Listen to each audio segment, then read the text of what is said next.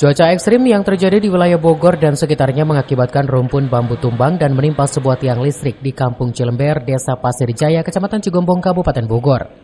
Akibat kejadian tersebut, akses jalan penghubung antar Kecamatan Cigombong dan Kecamatan Cijeruk tertutup, tidak dapat dilalui kendaraan roda 2 maupun roda 4. Petugas gabungan TNI Polri serta pemerintah Kecamatan Cigombong bersama-sama melakukan evakuasi terhadap material rumpunan bambu yang menutup jalan.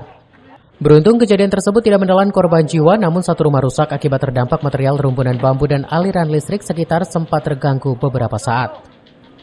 Tengah 2 malam itu 3 kali kejadian itu Pak.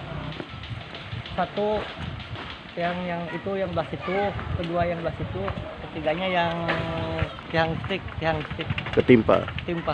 kondisi cuaca. Hujan deras. Pas kejadian itu nggak ada yang melintas kendaraan. Nah, rumah pun ada yang kena nggak Pak? Ada Satu rumah. Nah ini kejadian jam 3 subuh di ruas jalan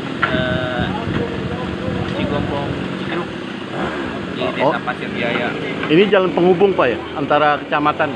Ini jalan mau kecamatan tapi jalan kabupaten yang utama juga sih. Ini yang merusak fasilitas selain jalan apa aja Pak? Ya jalan tiang listrik. Jadi sementara mungkin lihat ini dimatikan karena berbahaya ya untuk evakuasi material dulu. Coba evakuasi material dan kita sudah hubungi kebetulan alhamdulillah dari pihak UPT PUPR sudah datang. Dan kita butuh alat berat sih sebetulnya. Sementara itu, sambil menunggu proses evakuasi material longsor, kendaraan roda 2 ataupun 4 yang hendak melintasi jalan Desa Pasir Jaya ini untuk sementara kita alihkan menuju Jalan Bohlam. Dari Kabupaten Bogor, Cevi Suryadi melaporkan.